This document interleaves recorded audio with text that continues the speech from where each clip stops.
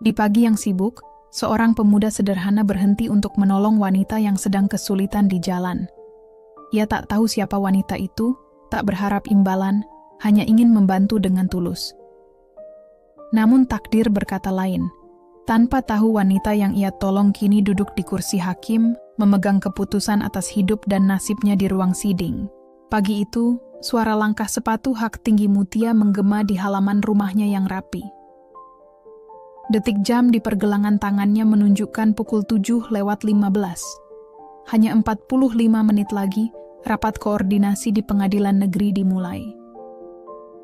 Ia masih harus menembus kemacetan kota yang selalu menyebalkan. Dengan napas memburu, Mutia menekan tombol kunci mobil MPV merahnya.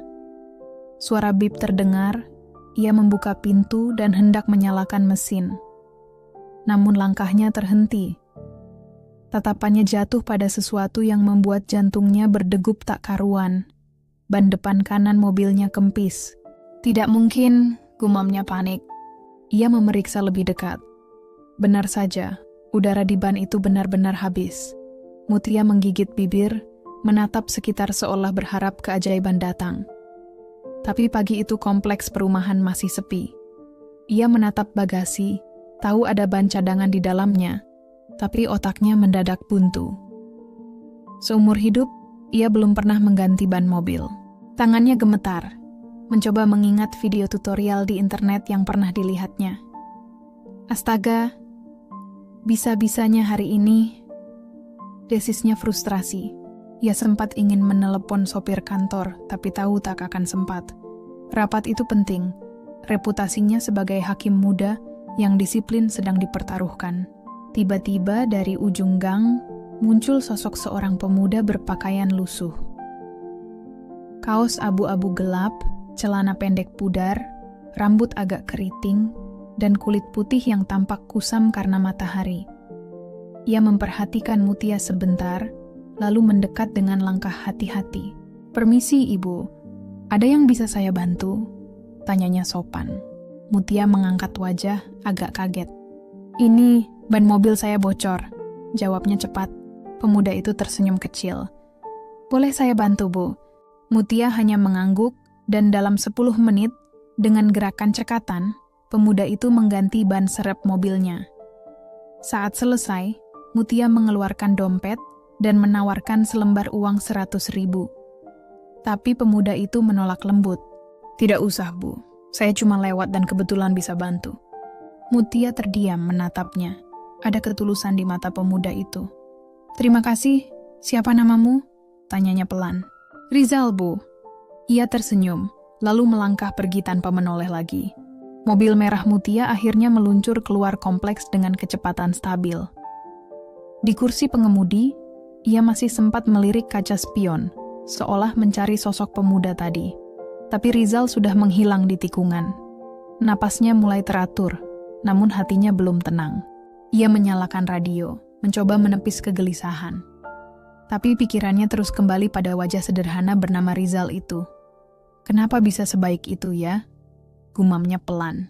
Sebagai hakim, Mutia sudah terbiasa melihat manusia dengan kepentingan. Semua orang ingin sesuatu sebagai imbalan.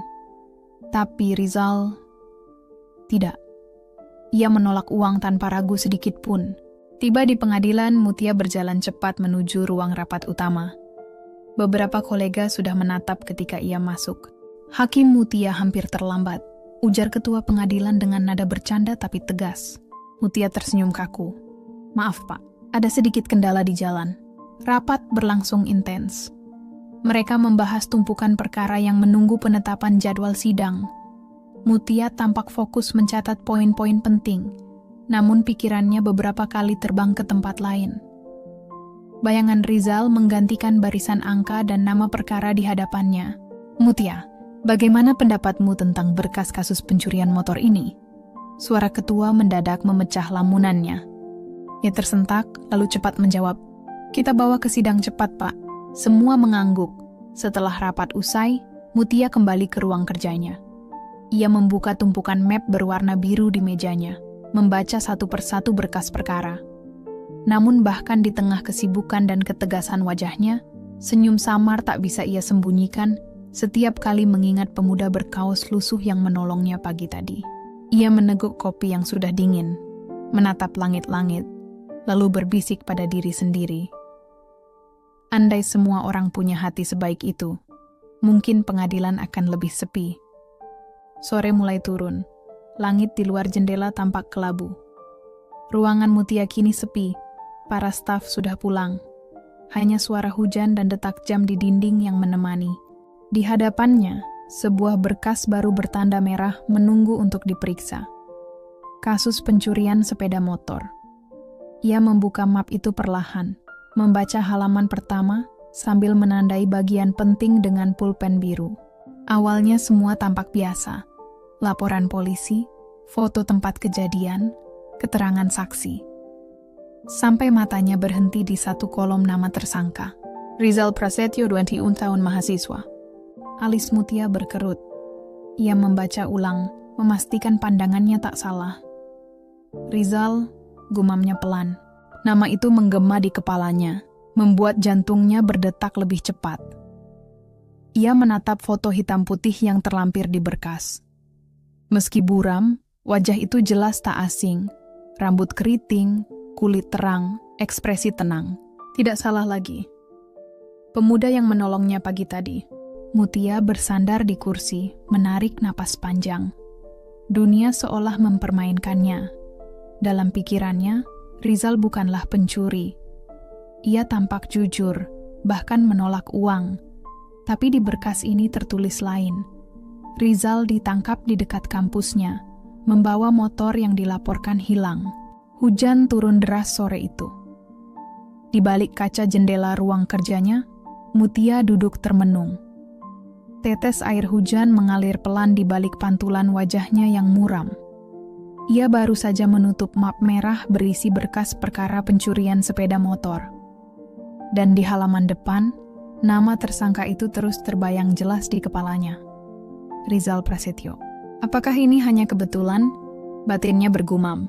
Sebagai hakim, Mutia tahu, perasaan pribadi tak boleh ikut campur dalam keputusan. Tapi kali ini hatinya bergetar aneh. Sesuatu yang belum pernah ia rasakan sepanjang karirnya di pengadilan. Tiba-tiba telepon di mejanya berdering. Suara sekretaris terdengar di seberang sana. Bu Mutia, sidang perdana kasus pencurian motor dijadwalkan besok pagi. Tersangkanya, mahasiswa bernama Rizal Prasetyo. Mutia terdiam. Pandangannya kosong menatap gagang telepon itu sebelum akhirnya menjawab pelan tapi tegas, "Baik, saya pimpin sidangnya sendiri." Suaranya terdengar yakin. Tapi di balik ketegasan itu tersimpan keraguan yang berat. Setelah menutup telepon, Mutia memejamkan mata. Dalam hatinya, ia hanya berdoa. Semoga intuisi tentang ketulusan pemuda itu tidak salah.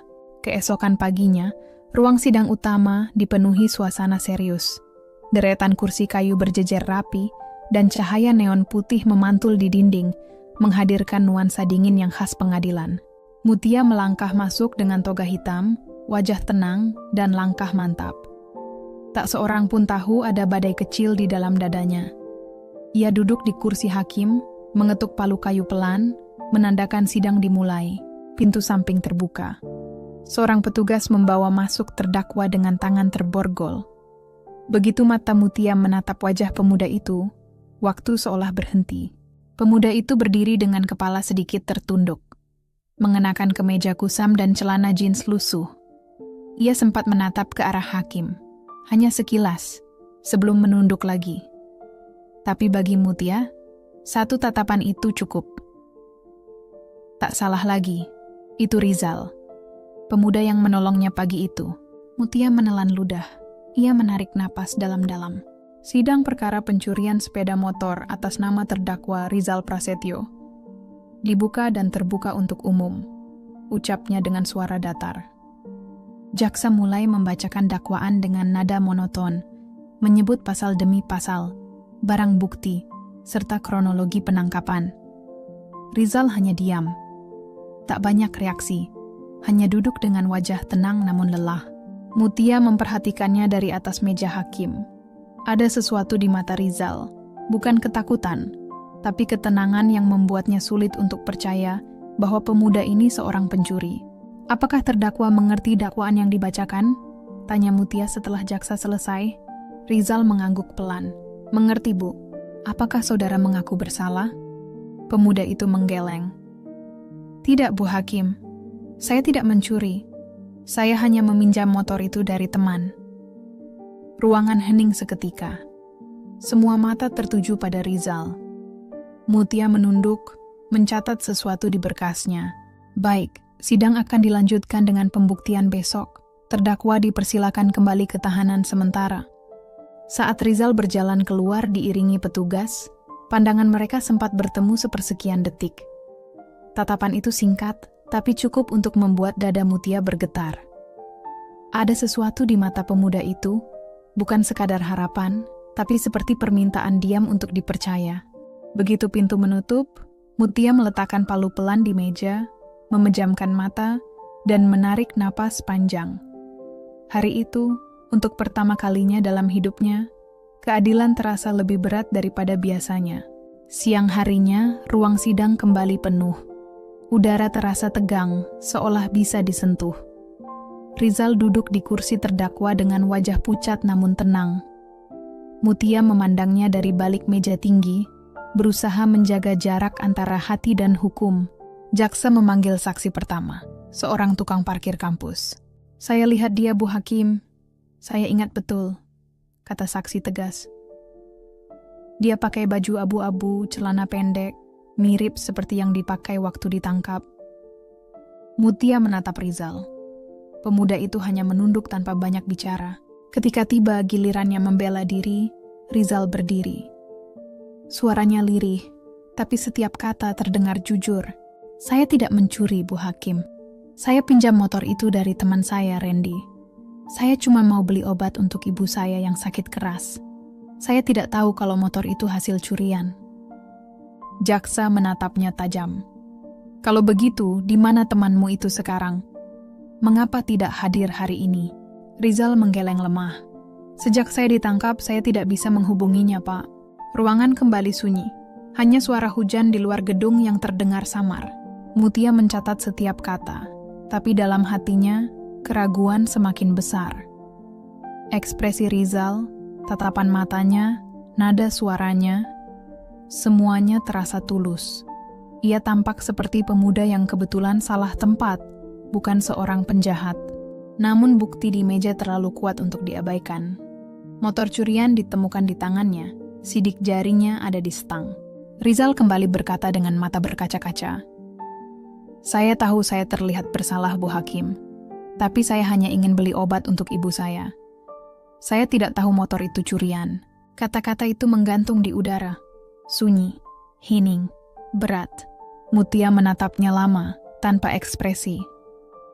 Tapi di dalam dirinya, dua hal sedang bertarung. Tugasnya untuk menegakkan hukum, dan naluri manusiawinya yang tak ingin menghukum orang yang mungkin tak bersalah. Dan sore itu, di ruang sidang yang dingin, Mutia sadar bahwa terkadang keadilan bukan hanya soal benar dan salah, tapi tentang seberapa dalam hati kita bisa memahami manusia lain. Sidang hari itu ditutup dengan ketukan palu pelan. Rizal menunduk sopan. Terima kasih, Bu Hakim, ucapnya lirih. Mutia tak menjawab. Ia hanya menatap punggung pemuda itu yang perlahan dibawa keluar oleh petugas. Ada sesuatu di dadanya yang terasa menggantung. Perasaan bahwa perkara ini belum benar-benar selesai. Bahwa ada sesuatu yang jauh lebih dalam daripada sekadar pasal dan bukti di atas meja. Keesokan harinya, ruang sidang kembali penuh. Kali ini suasananya berbeda. Beberapa mahasiswa datang menonton. Penasaran dengan kasus yang mulai ramai dibicarakan di kampus. Nama Rizal Prasetyo kini bukan lagi sekadar baris dalam berkas, tapi jadi perbincangan yang penuh tanda tanya. Mutia memasuki ruang sidang dengan wajah tenang dan tegas, menyembunyikan segala gelombang yang berputar dalam dadanya. Ia mengetuk palu. Sidang dibuka kembali. Jaksa berdiri membawa map tebal dan layar kecil. Yang mulia, kami memiliki bukti tambahan berupa rekaman CCTV dari area parkir kampus, ucapnya mantap. Lampu ruangan sedikit diredupkan. Layar menampilkan rekaman buram. Seorang pemuda berkaos abu-abu tampak menuntun motor keluar dari parkiran, lalu menaikinya dan pergi.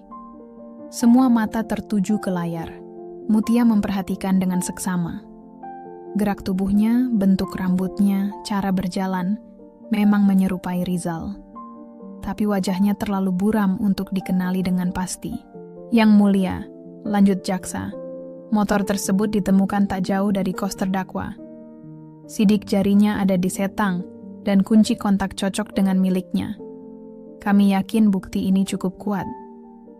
Rizal menunduk menggigit bibir. Sidik jari saya ada, karena saya memang pakai motor itu, Pak. Suaranya bergetar. Tapi bukan saya yang curi, saya pinjam dari Randy. Mutia menatapnya lama. Apakah saudara punya bukti bahwa teman saudara Randy benar-benar ada dan memberikan motor itu? Rizal menggeleng lemah. Tidak, Bu. Nomornya sekarang tidak aktif, tapi saya tidak berbohong. Ruangan mendadak sunyi. Mutia menutup matanya sejenak, menahan napas. Baik, katanya akhirnya. Sidang akan dilanjutkan dengan pemeriksaan saksi tambahan besok. Ia mengetuk palu, tapi tak segera berdiri. Masih duduk di kursinya, menatap berkas di depan mata dengan pikiran yang terus berputar. Semua bukti mengarah pada Rizal, tapi hatinya menolak mempercayai pemuda itu bersalah. Terlalu banyak kebetulan. Terlalu banyak yang tidak masuk akal. Malam itu, gedung pengadilan sudah sepi. Tapi dari lantai 2, satu ruangan masih menyala. Mutia duduk di balik meja, dikelilingi berkas perkara Rizal yang berserakan. Foto-foto lokasi kejadian, catatan kecil, bahkan rekaman sidang hari itu. Kopi di gelasnya sudah dingin, tapi pikirannya tak mau berhenti. Ia menatap keluar jendela. Hujan deras mengguyur, menciptakan suara ritmis yang biasanya menenangkan. Tapi malam itu, justru menambah bising dalam pikirannya. Kalau Rizal benar-benar tidak bersalah, kenapa semua bukti mengarah padanya? Gumamnya lirih. Mutia kembali duduk, membuka halaman demi halaman, mencoba mencari celah. Lalu sesuatu terasa janggal. Ia segera meraih ponsel dan menekan nomor salah satu petugas. Tolong kirimkan rekaman CCTV lengkap dari parkiran kampus itu. Perintahnya cepat. Sertakan juga menit-menit sebelum motor keluar parkiran. Setelah menutup telepon, Mutia bersandar di kursi, menatap langit-langit. Ia tahu, ini bukan tugas hakim untuk menyelidiki, tapi nuraninya menolak diam. Ada suara di dalam hatinya yang terus berkata, Rizal hanyalah korban dari sistem yang lalai. Beberapa menit kemudian, notifikasi pesan masuk di ponselnya. Rekaman CCTV yang ia minta sudah dikirim. Mutia menontonnya pelan, fokus pada setiap detik. Dan di sana, di menit-menit awal sebelum motor keluar parkiran, ia melihatnya sosok lain. Seorang pria berjaket hitam yang memarkir motor itu lebih dulu, lalu pergi meninggalkannya. Beberapa menit kemudian, barulah Rizal datang dan membawa motor itu pergi. Jadi, benar, bisiknya pelan. Jantungnya berdetak lebih cepat. Bukti itu kecil, tapi cukup untuk mengubah arah kasus. Mutia menatap layar ponselnya lama, lalu menutup berkas di depannya dengan tegas. Keesokan paginya, suasana ruang sidang terasa berbeda. Udara tetap berat, tapi ada ketegangan halus yang sulit dijelaskan. Mutia datang lebih awal, membawa flash disk kecil di tangannya. Ia sudah menonton rekaman itu berulang kali semalam, memastikan tak ada kesalahan. Sidang dimulai. Jaksa kembali maju dengan percaya diri. Yang mulia, kami menegaskan kembali bahwa bukti-bukti yang ada sudah cukup kuat untuk menguatkan dakwaan. Mutia mendengarkan dengan tenang, lalu berkata, datar namun tegas. Sebelum kita lanjut, majelis akan memutar bukti tambahan yang baru diterima dari pihak pengadilan. Petugas menyiapkan layar. Rekaman CCTV yang sama diputar kembali, tapi kali ini lebih panjang. Dan semua orang terdiam. Di layar, tampak jelas sosok berjaket hitam yang datang lebih dulu, memarkir motor itu, lalu pergi. Beberapa menit kemudian, barulah Rizal muncul, menyalakan motor, dan meninggalkan lokasi. Bisik-bisik mulai terdengar di bangku penonton. Jaksa menatap layar dengan wajah terkejut. Mutia menatapnya tajam. Saudara jaksa, apakah rekaman ini sudah pernah Anda lihat sebelumnya? Tanyanya dingin. Jaksa tampak gugup. Belum, Yang Mulia. Rekaman yang kami terima hanya bagian tengahnya. Mutia mengangguk pelan. Baik. Berdasarkan bukti baru ini, maka sangat mungkin terdakwa tidak mengetahui bahwa motor yang dipinjamnya adalah hasil curian. Ia menatap seluruh ruangan dengan suara bergetar namun tegas. Karena itu, pengadilan perlu meninjau ulang unsur kesengajaan dalam kasus ini. Hening memenuhi ruang sidang ketika suara palu diketuk pelan. Rizal menunduk, matanya berkaca-kaca. Suaranya hampir tak terdengar saat ia berucap lirih, "Terima kasih, Bu Hakim." Mutia hanya menatap tanpa kata. Di balik wajah tenangnya, tersimpan rasa lega yang tak ingin ia tunjukkan. Sidang ditunda hingga esok hari untuk pembacaan putusan. Namun bagi keduanya, malam itu terasa begitu panjang. Ada sesuatu di antara hukum dan hati nurani yang belum selesai. Keesokan harinya, ruang sidang kembali dipenuhi langkah kaki dan bisik-bisik penasaran. Kasus Rizal sudah jadi perbincangan di kampus dan media sosial. Beberapa mahasiswa datang lagi, ingin tahu akhir kisah pemuda yang dituduh mencuri motor itu. Mutia duduk di kursi hakim dengan wajah tegas. Toga hitamnya rapi. Palu kayu sudah siap di depan. Suasana hening ketika ia membuka sidang dengan suara tegas yang menggema di dinding ruang itu. Jaksa bersiap dengan argumen terakhir. Sementara Rizal duduk tenang di kursi terdakwa. Wajahnya lelah, tapi matanya tampak lega. Mutia membuka lembar demi lembar catatan, lalu menatap kedua arah. Dengan suara jernih dan mantap, ia membacakan putusan. Setelah memeriksa seluruh bukti, mendengar keterangan saksi, dan mempertimbangkan bukti tambahan yang diterima baru-baru ini, majelis hakim memutuskan bahwa terdakwa, Rizal Prasetyo, tidak terbukti secara sah dan meyakinkan melakukan pencurian sepeda motor. Ruang sidang mendadak senyap. Beberapa detik kemudian terdengar desah lega dari para pengunjung. Rizal menunduk, menarik napas panjang, seolah beban besar yang menindih dadanya kini terangkat. Jaksa terlihat kecewa, tapi tetap menunduk hormat dan berkata singkat, "Baik, Yang Mulia." Mutia mengetuk palu sekali lagi. Sidang ditutup. Terdakwa dibebaskan dari semua dakwaan. Keputusan ini berlaku sejak saat ini. Rizal berdiri, membungkuk hormat, lalu perlahan meninggalkan ruang sidang.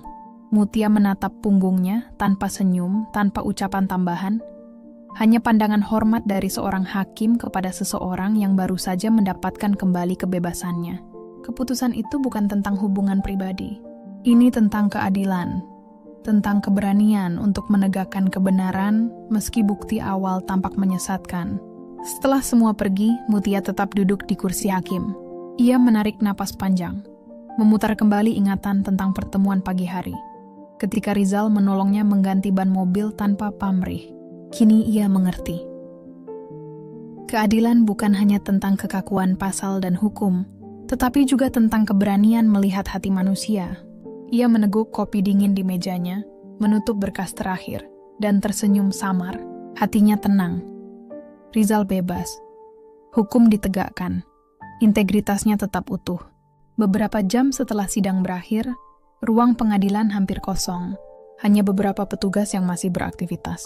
Mutia merapikan berkas ketika pintu ruangnya terbuka perlahan. Rizal berdiri di ambang pintu, membawa tas ransel lusuhnya. Matanya menatap Mutia dengan hormat. "Bu Hakim, saya hanya ingin mengucapkan terima kasih atas keputusan yang mulia." Suaranya rendah tapi jujur. Mutia menatapnya tenang dari balik meja. Ia menjawab singkat, "Tidak masalah. Pastikan kamu jalani hidupmu dengan benar." Rizal tersenyum kecil menunduk sopan. "Ya Bu, saya janji. Terima kasih banyak." Ia berbalik meninggalkan ruangan dengan langkah ringan, bebas tapi tetap sederhana. Mutia duduk kembali menatap jendela. Cahaya senja memantul di kaca sementara hujan mulai reda. Ia menarik napas panjang. Semua yang terjadi terasa seperti perjalanan panjang menuju satu kesimpulan. Bahwa keadilan sejati bukan sekadar menegakkan hukum, tapi juga menemukan kebenaran di balik kesalahan yang tampak. Mutia melangkah keluar dari ruang sidang yang kini sunyi, sementara Rizal berjalan di jalanan yang sama, bebas, dengan masa depan baru di depan mata. Dua kehidupan yang berbeda, dipertemukan oleh hukum lalu dipisahkan oleh takdir. Namun keduanya membawa pelajaran yang sama, tentang kejujuran, kebenaran, dan kemanusiaan.